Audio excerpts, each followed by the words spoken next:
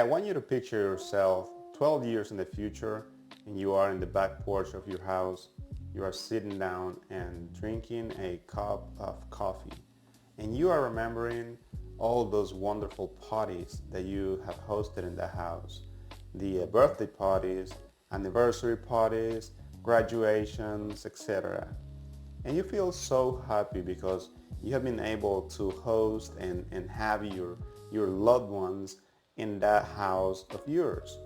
What happened is that 12 years prior, you had the guts to think and make the move to go get a house. And so you bought a house, and 12 years in the future, you are so happy that that actually happened. So let's think about, we go and get a $300,000 house, and you get the 3 or 5% down payment, or whatever the down payment is, right? This is just an example. And you get the house, and then you start making payments on the house, and you are so eager to do this, so excited to do this, because now you know that that payment, that mortgage payment that you're going to be making is locked in. Now you know that maybe 6 years in the future or 10 years in the future, the price of gas, the price of food, everything is going to be higher because all those prices go up because of inflation. But you know that your payment, your mortgage payment will stay the same, with the exception of insurance and taxes, of course.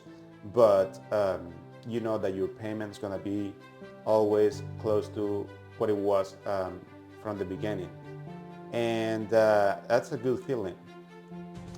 And then let's think about something else, right? What about creating wealth? Well, when you get a house, for example, you get the $300,000 house, and then 12 years in the future, this house could be projected to be worth somewhere around $450,000. That's $150,000 more than when you bought it. That's wealth that you are creating for yourself. That is wealth that will help you in the future whenever you are ready to retire, or you can sell the house and maybe move to another one. You have that wealth right there that you can use.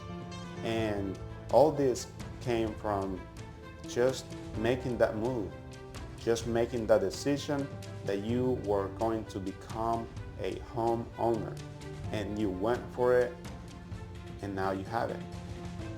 And another thing is, as you make payments on the house, we have to remember the debt on that loan gets smaller and smaller because you're making payment towards that loan. So at the end of 12 years, for example, then your wealth has grown to somewhere over $220,000. That's a combination of whatever the house gone up in price and what you have reduced on that loan. So it's all good. It's looking good.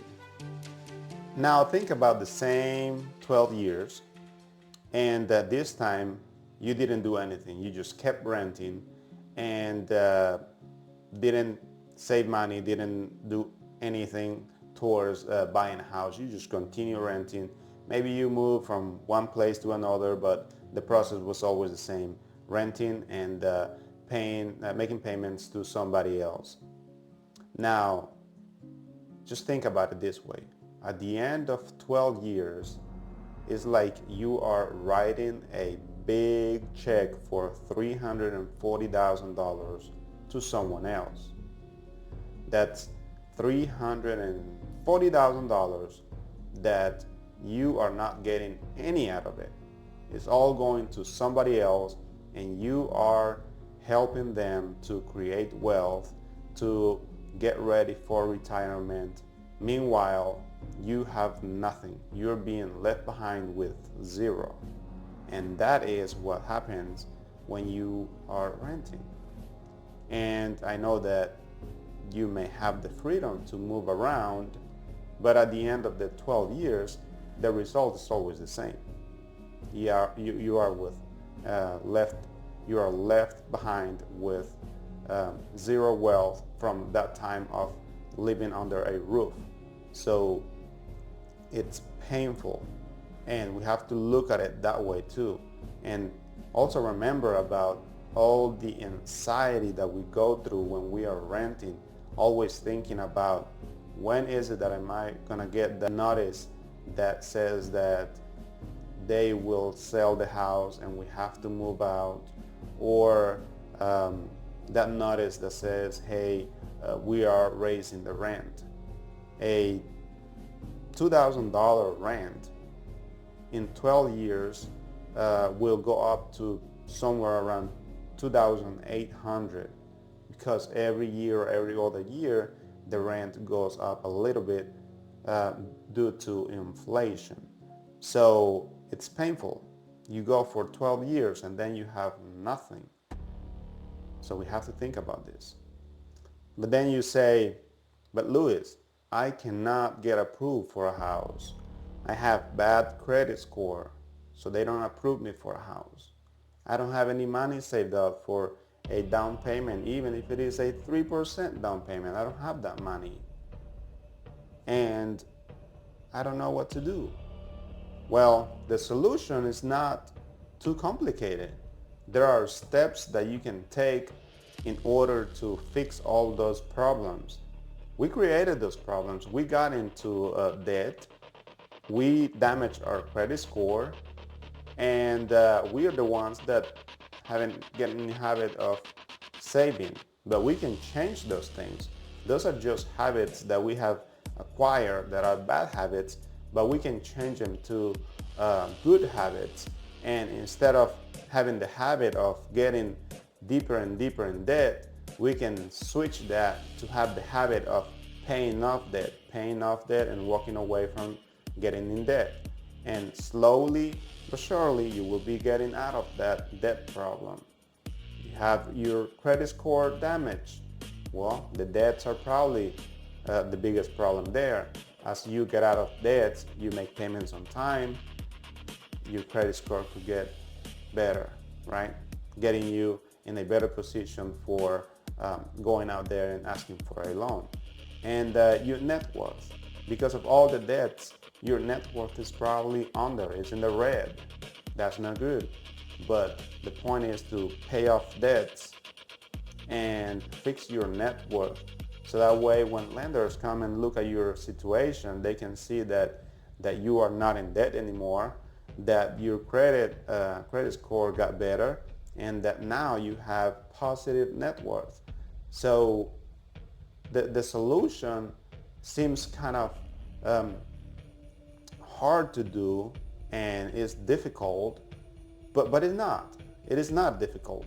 It's just steps that you have to take and things that you have to do in the weekly basis or monthly basis, and you just have to make a promise to yourself that you will work on those things.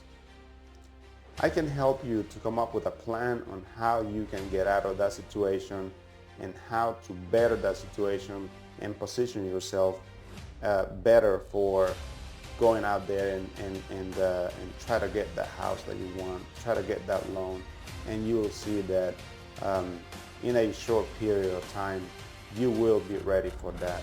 So we have to act right now and make sure that we don't go another decade just renting and not creating wealth for ourselves. That we have to do the very first thing for wealth creation, which is get your own house. Start right there, and then more ideas on how you can make more money will come to your head, and then your wealth will grow as you grow mentally and as your assets grow, like your house, grow in value. So yeah, let's do it. Do not wait any longer, and yep, go out there and better your life.